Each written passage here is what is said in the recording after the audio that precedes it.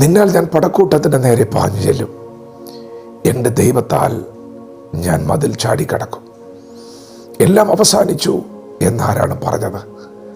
എല്ലാം തീർന്നു എന്നാരാണ് പറഞ്ഞത്?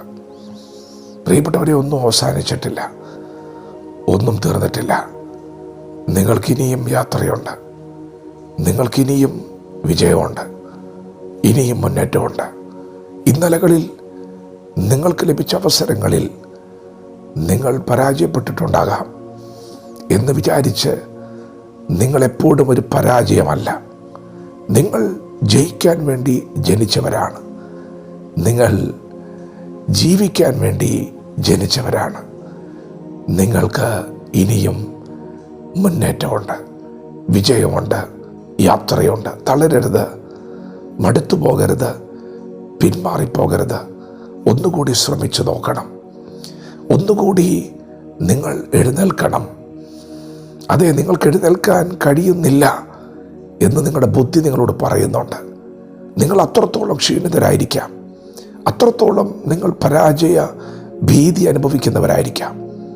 എങ്കിലും തളരണ്ട, നിങ്ങൾക്കൊരു ജയമുണ്ട്.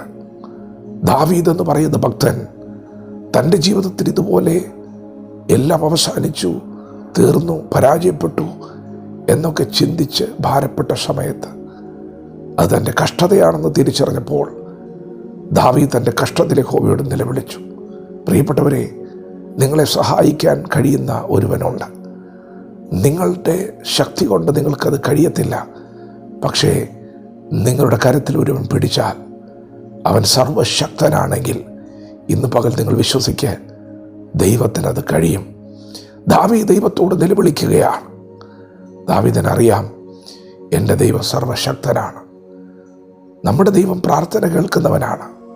ദാവീദിൻ്റെ നിലവിളിയിൽ ദൈവം പ്രാർത്ഥന കേട്ട് അവൻ്റെ കരത്തിൽ പിടിച്ചു, പെരുവെള്ളത്തിൽ നിന്ന് വലിച്ചെടുത്തു. ദൈവം ദാവീദിനെ ശക്തിപ്പെടുത്താൻ തുടങ്ങി. ദൈവം ദാവീദിനെ എഴുന്നേൽപ്പിക്കാൻ തുടങ്ങി, അവൻ്റെ കാലുകളെ ഉറപ്പിക്കാൻ തുടങ്ങി. പ്രിയപ്പെട്ടവരെ, ദാവീദ് ദൈവത്തിൻ്റെ സാന്നിധ്യം തിരിച്ചറിഞ്ഞപ്പോൾ, ദൈവത്തിൻ്റെ ബലം തന്നിൽ വ്യാപരിക്കാൻ തുടങ്ങിയപ്പോൾ, ദൈവത്തിൻ്റെ സഹായത്താൽ ദാവീദ് പറയുകയാണ്, നിന്നാൽ ഞാൻ പടക്കൂട്ടത്തിൻ്റെ നേരെ പാഞ്ഞു ചെല്ലും, എൻ്റെ ദൈവത്താൽ ഞാൻ മതിൽ ചാടിക്കടക്കും.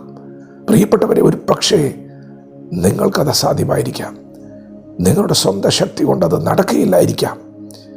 പക്ഷെ നിങ്ങളെ സഹായിക്കാൻ ഒരുവനുണ്ടെങ്കിൽ, നിങ്ങളെ ദൈവം സഹായിക്കാൻ തുടങ്ങിയാൽ, പ്രിയപ്പെട്ടവരെ, ദൈവത്താൽ നിങ്ങളതിനെ മറികടക്കും. ദൈവത്താൽ നിങ്ങളതിനെ ജയിക്കും.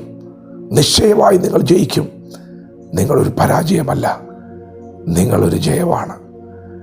നിങ്ങളുടെ ദൈവം ജയാളിയാണ്. യേശു ക്രിസ്തു മരണത്തെ ജയിച്ച് ഉയർത്തെഴുന്നേറ്റവനാണ്. യേശു ക്രിസ്തു ജയിച്ചവനാണ്. നിങ്ങളുടെ കരത്തിൽ പിടിക്കുന്നവൻ ജയാളിയാണ്. അവൻ നിങ്ങളെ ജയോത്സവമായി വഴി നടത്തും. ഭാരപ്പെടണ്ട, ഇനിയും നല്ല കാലങ്ങളുണ്ട്, ഇനിയും നല്ല സമയങ്ങളുണ്ട്. നിരാശപ്പെടണ്ട, എഴുന്നേൽക്ക്, ദൈവത്തിൽ ആശ്രയിക്ക്, പ്രാർത്ഥിക്ക്. ദൈവം നിങ്ങൾക്ക് പുതിയ ആരംഭങ്ങൾ നൽകുകയാണ്. ദൈവം നിങ്ങളുടെ ജീവിതത്തിൽ പുതിയതൊന്ന് ചെയ്യുകയാണ്. വിശ്വസിക്കുക, വചനത്തോട് പ്രതികരിക്കാം.